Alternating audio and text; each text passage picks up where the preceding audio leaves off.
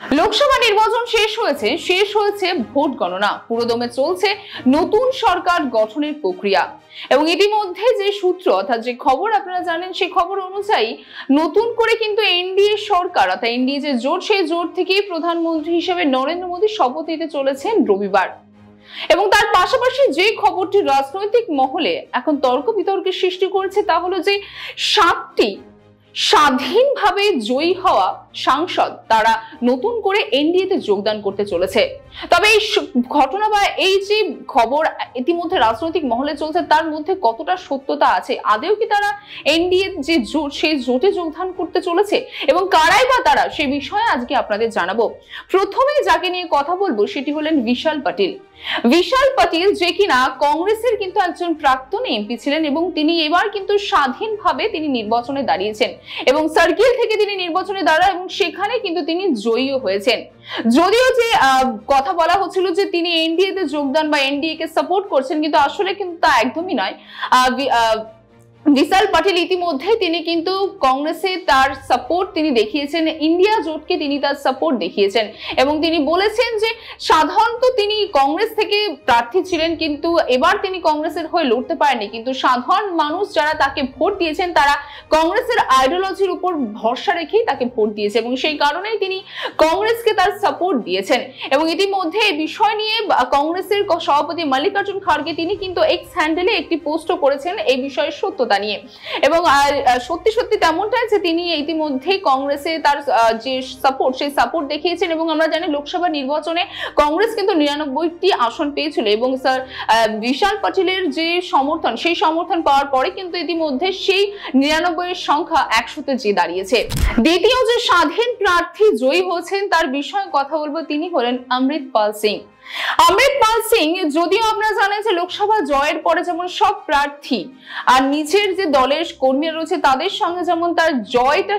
তাদের মধ্যে ভাগ করে নিচ্ছেন, কিন্তু অমৃতপাল সিং এর ক্ষেত্রে কিন্তু একদমই নয়, কারণ তিনি কিন্তু তার জয় তার দলের কর্মচারী বা তার দলের লোকেদের সঙ্গে করছেন না। মূলত আমাদের জানিয়ে রাখি যে তিনি কিন্তু এই মুহূর্তে আসামের ডিপগড়ে জেলে রয়েছেন,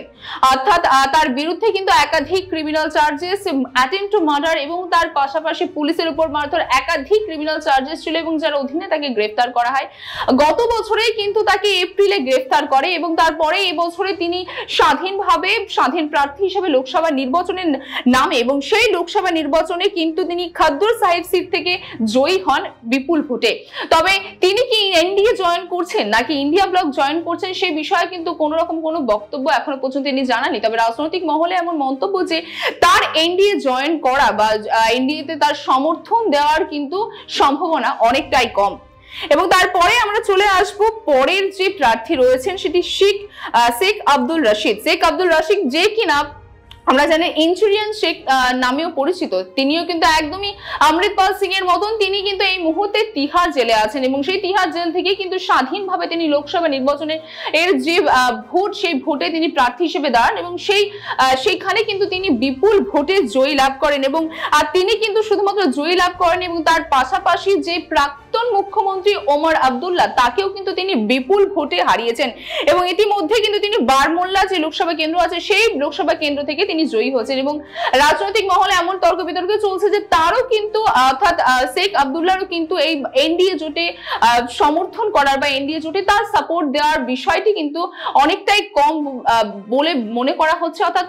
তিনি যে সাপোর্ট দেবেন সেটা যে এখনো পর্যন্ত তার কাছ থেকে কোনো বক্তব্য পাওয়া যায়নি এটা পরিষ্কার। তারপরে আমরা চলে আসবো পরবর্তী প্রার্থী রয়েছেন, সেই প্রার্থী রয়েছেন রাজেশ রাজন অ্যালিয়াস পাপ্পু যাদব, যিনি কিন্তু এবার লোকসভা নির্বাচনে তিনি একজন স্বাধীন প্রার্থী হিসেবে দাঁড়িয়েছেন এবং স্বাধীন প্রার্থী হিসেবে কিন্তু তিনি 23,000-এর বেশি ভোটে কিন্তু তিনি এবার জয়ী হয়েছেন এবং তিনি কিন্তু বিহারের পূর্ণিয়া যে লোকসভা কেন্দ্র আছে সেই বিহারের পূর্ণিয়া লোকসভা কেন্দ্র থেকে তিনি দাঁড়িয়েছেন এবং ইতিমধ্যে কিন্তু তিনি এনডিএ জোটকে যে তিনি সমর্থন করছেন না সে বিষয়ে রাজনৈতিক মহলে অনেক মন্তব্য করা হচ্ছে যে তিনি হয়তো এবার এনডিএ জোটকে সমর্থন করছেন না, কিন্তু এনডিএ জোটকে সমর্থন না করলেও তিনি কংগ্রেসকে যে সাপোর্ট করতে পারে সেই বিষয় নিয়ে এখনো কিন্তু একটু ধোঁয়াশা রয়েছে, অর্থাৎ তিনি হয়তো বা এনডিএ জোটকে সাপোর্ট না করে কংগ্রেসকে সাপোর্ট করতে পারে। এরপরে যেই স্বাধীন প্রার্থীর সম্পর্কে আপনাদের জানাবো তিনি হলেন মোহাম্মদ হানিফা। মোহাম্মদ হানিফা তিনি এবার কিন্তু একজন স্বাধীন প্রার্থী হিসেবে তিনি লোকসভা নির্বাচনে দাঁড়িয়েছিলেন লাদাখ লোকসভা কেন্দ্র থেকে এবং তিনি সেই লাদাখ লোকসভা কেন্দ্রে কিন্তু বিপুল ভোটে জয়ী হয়েছেন। তবে তিনি তার যে সমর্থন সেই সমর্থন এনডিএ জোটকে দিচ্ছেন না ইন্ডিয়া জোটকে দিচ্ছেন সে বিষয়ে কিন্তু এখনো পর্যন্ত ধোঁয়াশা রয়েছে, অর্থাৎ এই বিষয় নিয়ে এখনো পর্যন্ত কোনো রকম কোনো গুজব কিন্তু শোনা যায়নি। তারপরে যে প্রার্থী নিয়ে কথা বলবো তিনি হলেন সরবজিৎ সিং খালসা। সরবজিৎ সিং খালসাকে অনেকে না চিনলেও তার পিতা বেনেট সিংকে কিন্তু অনেকেই চিনবে, কারণ তিনি প্রধানমন্ত্রী যখন ছিলেন ইন্দিরা গান্ধী সেই সময় তাকে হত্যা করা হয়েছিল এবং সেই হত্যাকাণ্ডের অন্যতম অভিযুক্ত ছিলেন কিন্তু তিনি, এবং তার পুত্রই কিন্তু সরবজিৎ সিং খালসা। এবার তিনি কিন্তু পাঞ্জাবের পাঠানকোট থেকে একজন স্বাধীন প্রার্থী হিসেবে দাঁড়িয়েছেন এবং সেখানে কিন্তু তিনি বিপুল ভোটে জয়ী হয়েছেন। তবে তিনি তার যে সমর্থন সেই সমর্থন এনডিএ জোটকে দিচ্ছেন নাকি ইন্ডিয়া জোটকে দিচ্ছেন সেই বিষয়ে কিন্তু এখনো পর্যন্ত অনেক ধোঁয়াশা রয়েছে, অর্থাৎ সেই বিষয়ে তার কাছে কোন রকম কোনো বক্তব্য বা মন্তব্য পাওয়া যায়নি না, রাজনৈতিক মহলেও কিন্তু এই নিয়ে কোন রকম কোনো চর্চা শুরু হয়নি। এবং সর্বশেষ যে প্রার্থী বিষয়ে আপনাদের জানাবো 7টি প্রার্থীর মধ্যে সেই 7 নম্বর প্রার্থী হলেন পটেল উমেশ ভাই বাবু ভাই। পটেল উমেশ ভাই বাবু ভাই তিনি কিন্তু একজন স্বাধীন প্রার্থী হিসেবে দাঁড়িয়েছেন এবং তিনিও কিন্তু বিপুল ভোটে জয়ী হয়েছেন এবং তিনি জয়ী করেছেন বিজেপির যে প্রার্থী সেই প্রার্থীকে কিন্তু হারিয়ে তিনি বিপুল ভোটে জয়ী করেছেন। তিনি দামন ডিউ যে লোকসভা কেন্দ্র সেই লোকসভা কেন্দ্র থেকে দাঁড়িয়েছেন এবং এবারও তিনি জয়ী হয়েছেন। তবে তিনি তার যে সমর্থন সেই সমর্থন এনডিএ জোটকে দিচ্ছে নাকি ইন্ডিয়া জোটকে দিচ্ছে সেই বিষয় কিন্তু এখনো পর্যন্ত পরিষ্কার নয়। তবে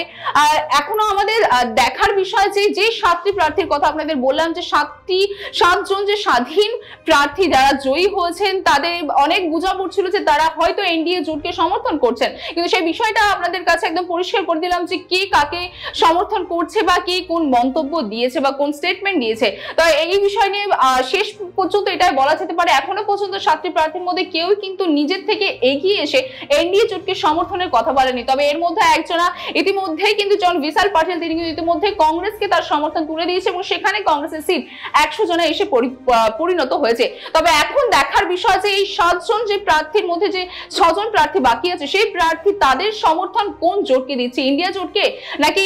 এনডিএ জোটকে, নাকি তারা স্বাধীনভাবে একজন এমপি হিসেবে কাজ করছে, সেদিকে নজর আমাদেরও থাকবে।